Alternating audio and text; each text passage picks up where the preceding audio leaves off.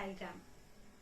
परम आराध्य परम प्रेममय परम करुणामय प्राणसखा भगवान का चरण कमल रे कोटि कोटि प्रणति जणे आरंभ करिबा भगवान कर अवतार बाणी। भगवान आमको कौन संदेश देउछंती आसंतु सुनिबा।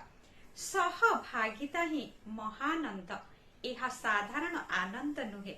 माता पृथ्वी माता और प्रकृति माता महानंदर प्रथम और प्रधान जीवंत आदर्श। सेमानी प्रतिदान रे किछि आशा न रखी एतादृश विराट कार्य करिथिबारु अहंकार बा गर्वर चिन्हवन्न बिना निस्वार्थ प्रेमर सह समस्त धन संपत्ति वर्षण करिथांती। मुनि ऋषि माने सेमानंकर महायज्ञ प्रदान करि न थांते फल और फूलरे जदि सहभागिता न थांता।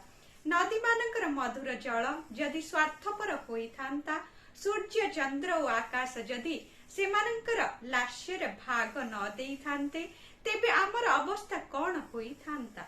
सहभागिता जीवनर सबु दिगरे अति महत्वपूर्ण एवं महानंद प्रदान करिबा पई एक बृहत भूमिका अभिनय करिथाय। शुभ सकाळ, आपणकर दिनटी मंगलमय हे। जय साईराम।